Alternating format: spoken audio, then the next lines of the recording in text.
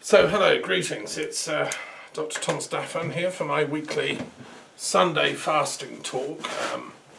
As some of you know, I've been doing this for quite a long time now, trying to get the world a bit sorted. It was my one-man Gandhian attempt to rally spiritual focus for various, geopolitical common sense proposals. And I've been at this for over a year now. So you're welcome to join me. Fasting every Sunday is a very good thing. It's a sacred day for the largest religion on the planet, 2 billion people. So let's try and focus and use that energy for truth making. And, especially we're all on lockdown, so we don't have to have huge food energy sources for going off and doing strenuous manual labour.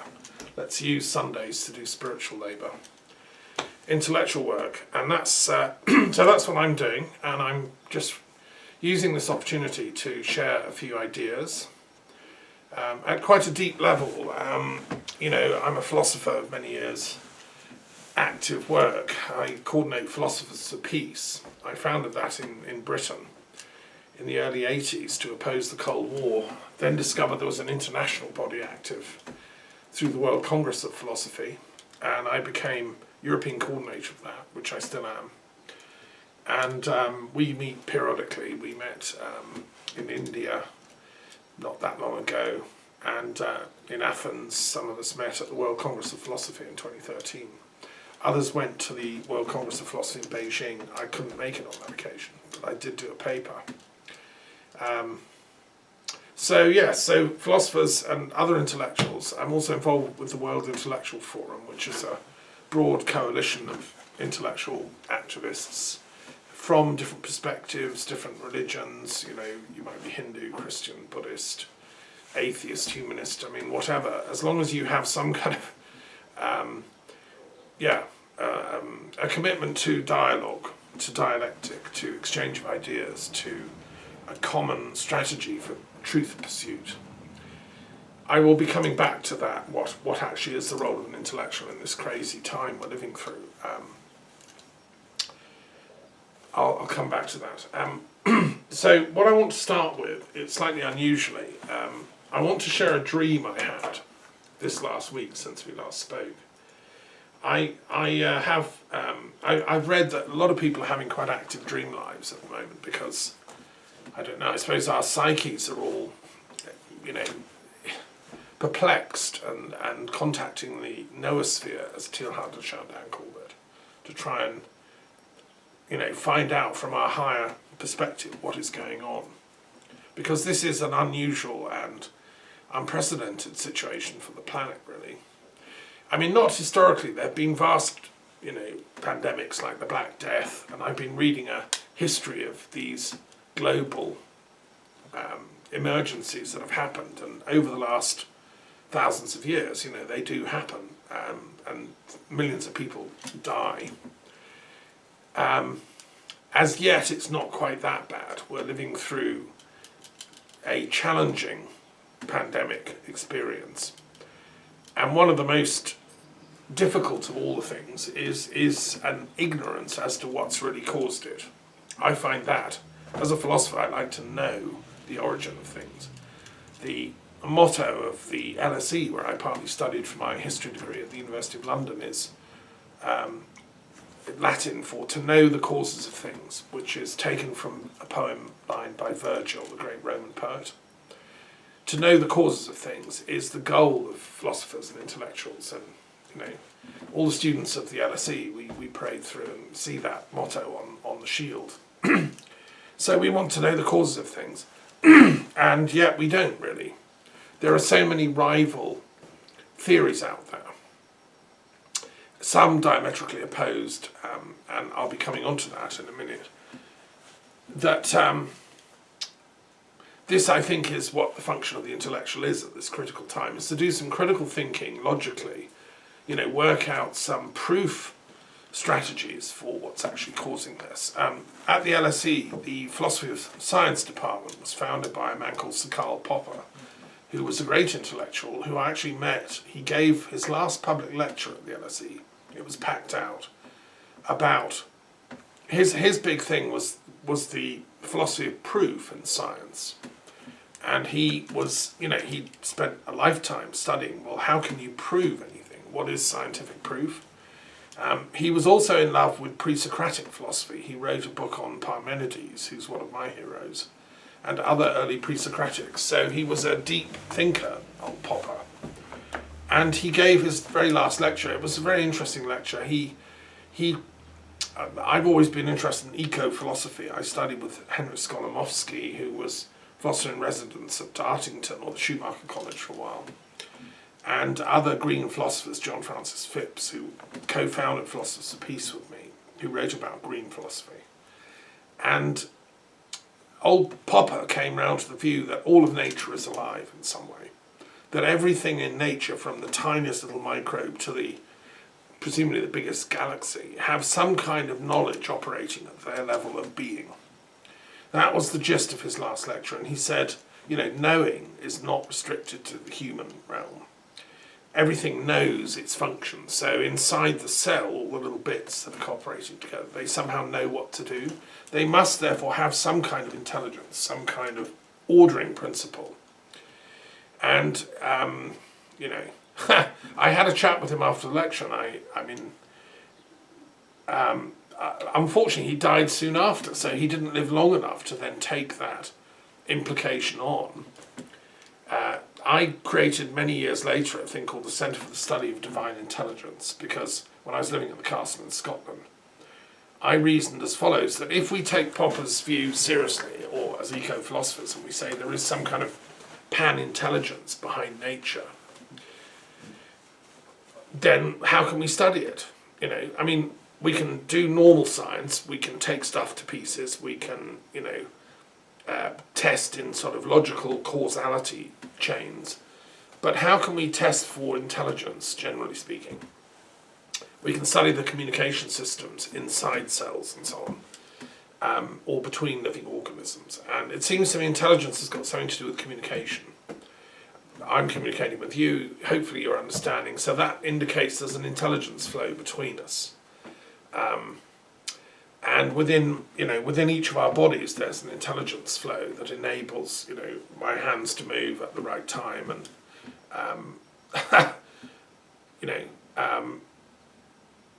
so that's the purpose of this Centre for the Study of Divine Intelligence. We've had a few meetings at the castle. I haven't had a meeting since I came to France. I've been too full on with trying to stop Brexit and now trying to stop coronavirus. But if we get out of this, I'd love to have a meeting of the Centre for the Study of Divine Intelligence. I've had informal meetings with scholars coming to visit and chats and things, but not a formal sit down, let's have a chat about this meeting. It's interesting because I was inspired in Scotland by the Duke of Argyll, who lived at Inveraray Castle, just near my castle, which is a smaller version, and who was a friend of Queen Victoria, and he was a friend of Professor Max Muller, who was then a great professor of comparative philosophy, really, at the University of Oxford, which is my kind of thing. And they used to have great chats. You can imagine Queen Victoria and the Duke of Argyll sitting around the table at Inveraray Castle discussing divine intelligence, because the Duke of Argyll actually wrote books about this. I have several of them. And he was a great thinker. He was one of those amateur Victorian scientist philosophers. And he specifically said Darwin had left out the divine intelligence. So he didn't agree with Darwin's attempt to explain everything kind of mechanistically, that it's all this struggle for survival. The only intelligence that Darwin seems to ascribe to nature is a sort of struggle, a kind of implicit violence. Well, Argyll didn't believe that. He was a Christian. He thought, no, there's got to be some kind of love here. And I'm sure Queen Victoria supported his thinking. It would be lovely, maybe one ought to write a little play about the dinner party with Victoria and the Duke of Argyll, and the letter being read out from Max Muller. And also Bunsen was part of that circle, who was the German ambassador in London, who was a very clever intellectual in his own right. He was the German ambassador, well, Prussian, I think it was called in those days. A great scholar who'd written a lot of books about ancient Egyptian philosophy, and their impact on Christianity. He was an expert in Hermetic mysteries. He actually went to Egypt with a German-Prussian expedition, and he was able to decipher some of the hieroglyphs. I mean, the man was a genius. He was also very close friends with Florence Nightingale, who was part of this same circle. And she was inspired to become a nurse because of Bunsen telling her about advanced German nursing procedures that were going on in a certain hospital in Germany. And he actually sent her to study this. And that's when she realised, hey, we can transform nursing. The Germans had already transformed nursing, and she just went and studied it and brought that back to Britain, and then brought it to the Crimean soldiers who were dying because of terrible nursing practices. I worked as a nurse myself in Canada and London, and we were taught to really, revere Florence Nightingale, and I think quite rightly. What we didn't know was she was a profoundly deep thinker, and part of this circle of profoundly deep thinkers. So that inspired me to set up this Centre for the Study of Divine Intelligence, and there is a tradition in science which does say that nature is alive, and there is some noetic element in all of the organic structures of life, and even probably in the so-called inorganic. I've discovered since in Jainism that there is that tradition. In Jainism, everything has jiva, as kind of, you could almost describe it as like the will to live or something. Jiva is the fundamental, the will to being, if you want. And that's why they respect all of life and practice non-violence. Interesting discussion if how we can practice non-violence in a time of, attack. How do we reconceptualize non-violence in a medical setting? There are some important questions and discussions there. So anyway, that sets the context of what I'm about to share, and the work I do basically as a philosopher and intellectual, right? Some of it. So I want to share this dream that I had as my first thing, really. And this was an interesting dream. I note my dreams, I record them often, and I have a backlog of dreams I've recorded over the last 15 years almost, possibly. I've been recording dreams, and there's a huge stockpile of dream material which my literary executor is going to have to deal with, either recorded or written down. I've quintessentialized the most interesting dreams as a book of dreams, which I'm going to one day publish. I think, as Aristotle said, some dreams come from one's personal imagination. Some come from God, that's what Aristotle said, by which he meant the collective noosphere, the collective active intellect. I think I'm an Aristotelian in my view of God. I have the same concept, as did Maimonides, as did Ibn Rushd and the great Islamic philosophers, Ibn Sina and so on. I think it's possible to reconcile all the textually based religious revelations on a Neoplatonic, Neo-Aristotelian basis of a universal intelligence. But Aristotle would say we have to study this scientifically. You can't just affirm that. No, so then I would agree, and that's the point of the Centre for the Study of Divine Intelligence, the Centre for the Study of the Nous. I mean, in America and California, they have the Institute of Noetic Studies. I mean, it's effectively the same thing, although that seems to have been taken over a bit into a kind of, a sort of parapsychology testing lab. I mean, I think that's only one part of this work, and much as I like the chap who does all that, I think that we need to think more philosophically outside the, trying to prove that parapsychology has valid phenomena. I mean, for God's sake, of course it does. Let's move on. That was proved in the mid-19th century. Let's now ask some of the deeper questions about what are the philosophical implications of those findings. As the interesting American philosopher and theologian has done, who's headed up a lot of the 9/11 research. I mean, he's taken time out of his work. He actually is an expert in the philosophical implications of parapsychology. So, anyway, these are all very interesting questions. If we can't find peace on this planet, if we self-destruct as a planet in a third world war, be it a nuclear war, a biological war, or a chemical war, or just, a variety of all of those combined, it will be a great loss to the universe, to the galaxy. This planet is a beautiful planet. People are very interesting. Nature is extraordinary. It's rich with its diverse ecosystems, and every life is precious. I agree with Buddha, whose Buddha statues are here behind me. I'm in the Buddhist section of my institute's library, and these are some quite precious Buddha statues here. Some are nearly 2,000 years old. For 2,500 years, people have been thinking about what is consciousness, what is Buddha nature, what is enlightenment. That's the kind of work we're doing here. And how can we therefore establish world peace?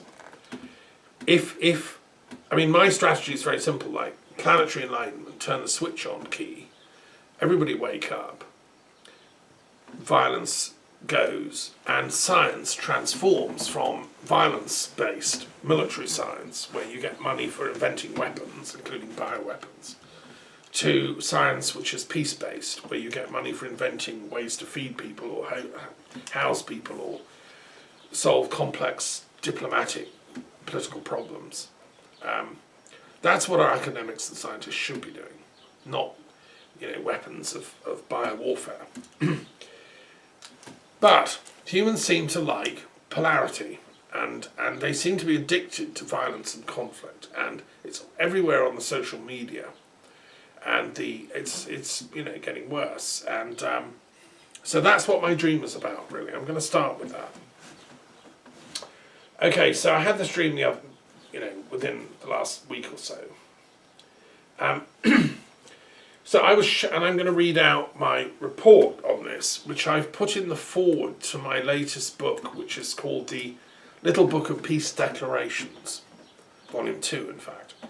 I've already published the first volume, and this was a birthday present to Dr. S.L. Gandhi, who's a venerable Jain elder who's organising peace meetings for many years, normally in Jaipur, Rajasthan, but also in Delhi sometimes. And he was inspired by Acharya Tulsi, who's one of the living Jain saints of our time cycle, who's no longer with us. But he did leave behind a very advanced successor, Acharya Mahpragya, which means great wisdom. And he was an amazing man, taller than me, 6'5" or something, huge, great, hulking chap, with a beatific smile, and just an amazingly transparent kind of consciousness. When you spoke to him, it's as if he knew what you were saying, and had already figured out, like 10 moves ahead, he was answering the question that you were about to say in 10 minutes. You could cut right through to the essence of what it was you were saying.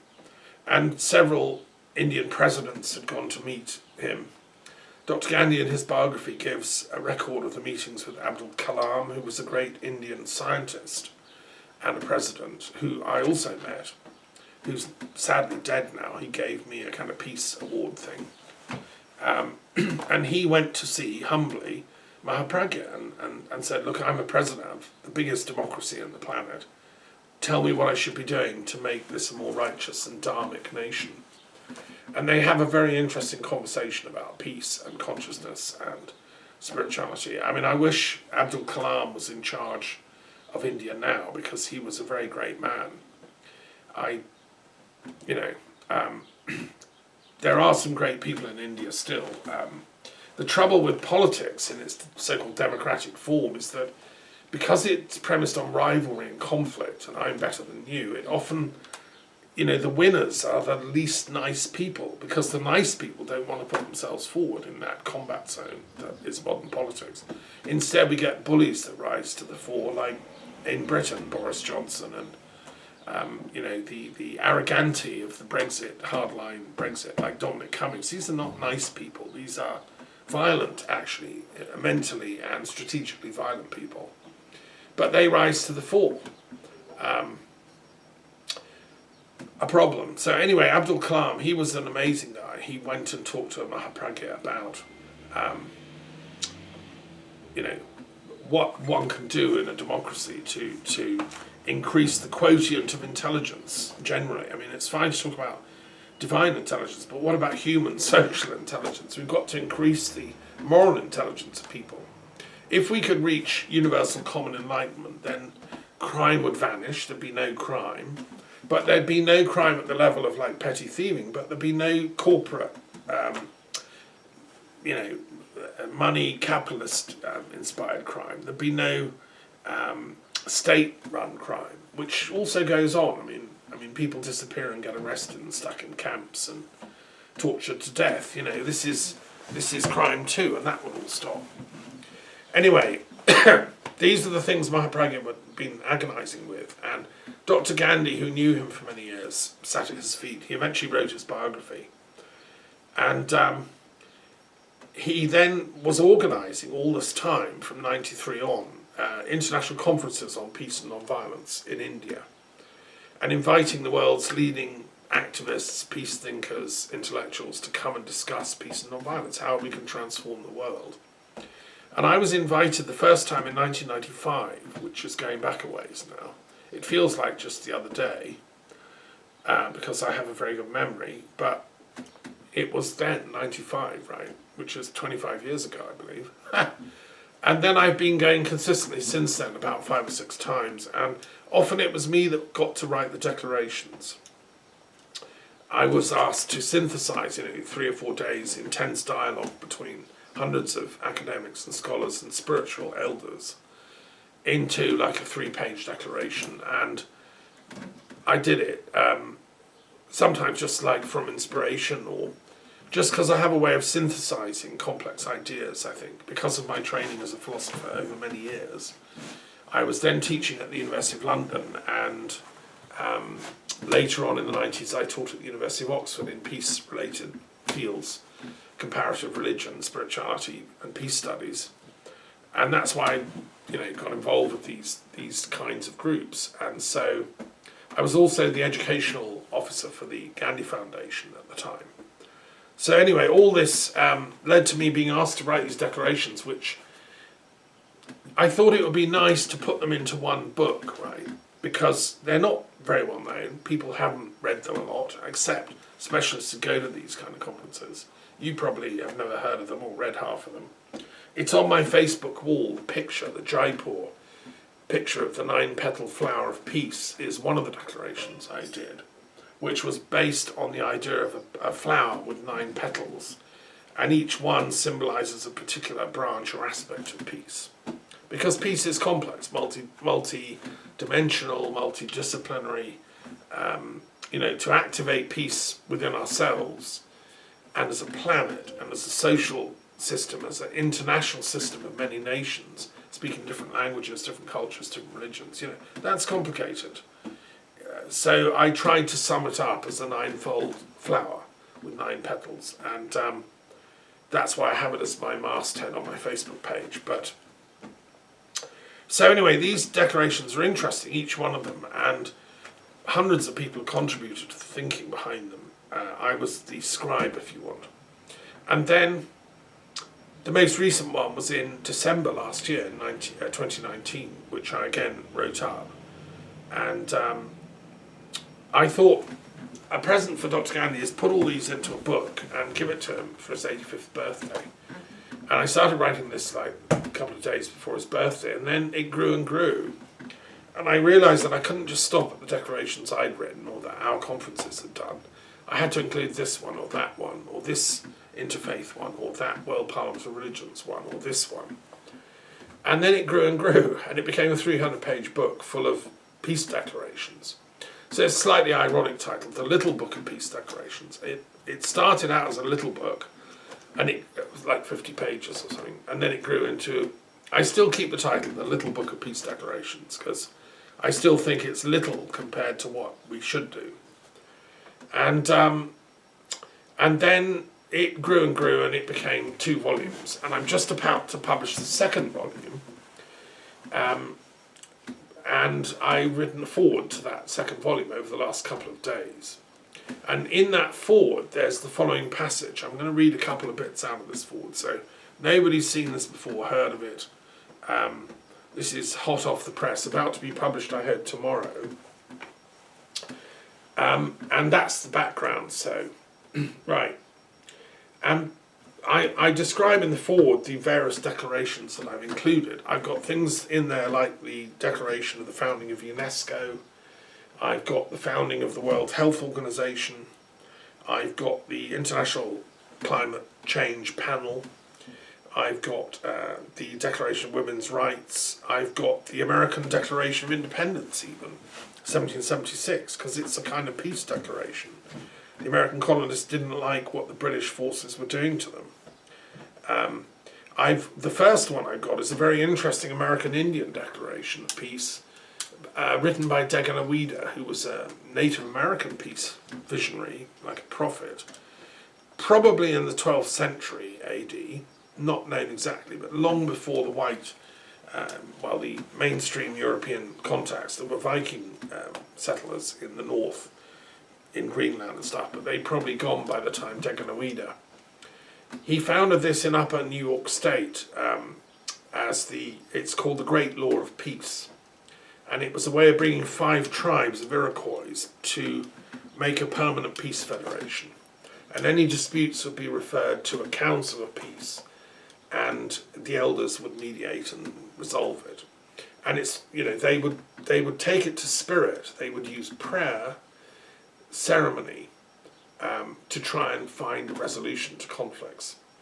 Now, this was never written down except in a special form of writing that the Iroquois used called wampum belts, which are special beads, coloured beads, that you can make a pattern with. I remember as a very small boy in Canada growing up, we had these beautiful belts made of beads, based on these Native American things. It was one of my favourite things as a little boy, having this bead, a wampum belt. And so the Iroquois elders preserved the teachings of Daganawida in these wampum belts. And there are about 70 of them that have, I'm not sure technically where they actually are, if they're the original or if they've remade them over the centuries.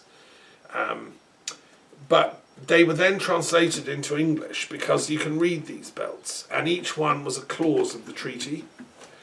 And so I've given the text of this, amazing text, and it stands for all the oral teachings on peace that haven't come down to us. You see, our forefathers and mothers in ancient times for 100,000 years didn't have writing, didn't have alphabets or scripts. Before the Sumerian alphabet and the Sumerian writing system and of cuneiform, and before the Egyptian hieroglyphs were invented, there were older systems. Paleolithic caves used a certain kind of letter system that would have been like a wampum belt memorization system, which hasn't been deciphered yet. But it occurs in all these prehistoric caves over about a 20,000 year period. And there's a Canadian woman who's researching this and doing a PhD on it. Very interesting. I've written about this in my studies of the nature of writing, which fascinates me, and the nature of consciousness, and the link between consciousness and communication and writing. Anyway, those oral cultures, which include the Druid cultures of the Celtic world, a lot of North and West and Central Europe, for thousands of years, had oral ways of dealing with conflict, right?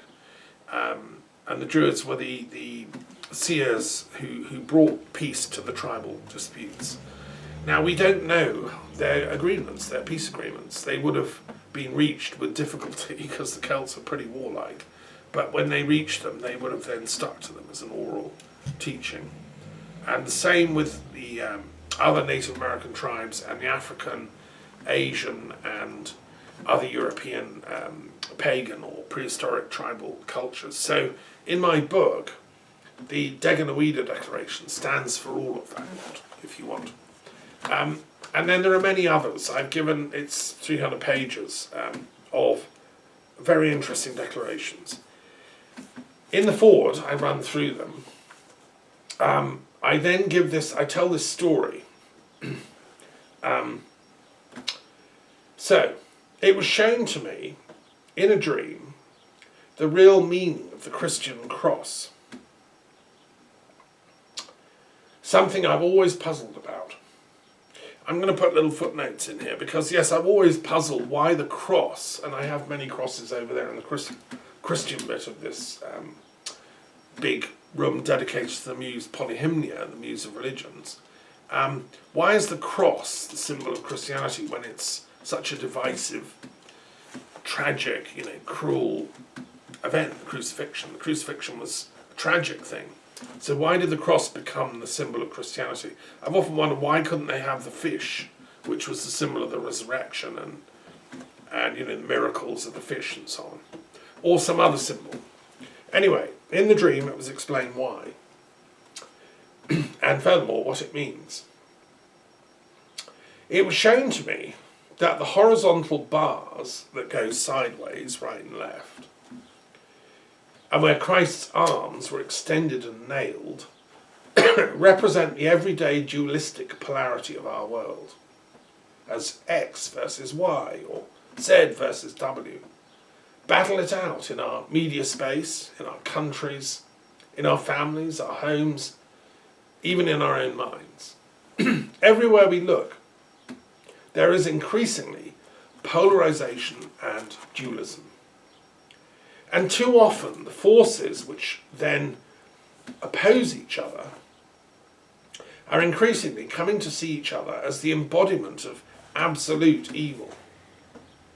And hence, in dealing with them, no holds are barred, no normal laws apply, and no ethical or declaratory standards need hold back one's response. Now, I just want to put in a footnote here. This is very, very important because if you demonize the other, the person with a different opinion to you, or different religion, or different faith, or different perspective, as absolutely evil, then you have no compunction about how you treat them. Now, this was put into law by a man called Carl Schmitt, who was the legal advisor to the Nazi government of Hitler in Germany. He was a trained jurist, he was a professor of law, and like an advisor to the government at high level. And he said, when the Germans invaded the Bolsheviks in 1941, he said, normal wars of law don't apply because they're absolutely evil.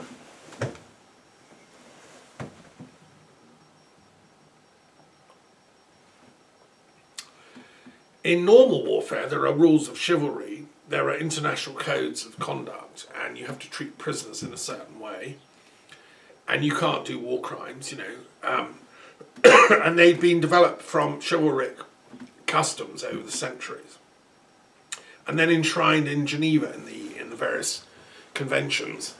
But old Schmitt said, no, none of that applies because the Bolsheviks are absolutely evil. They're mainly Jews, and they're absolutely evil.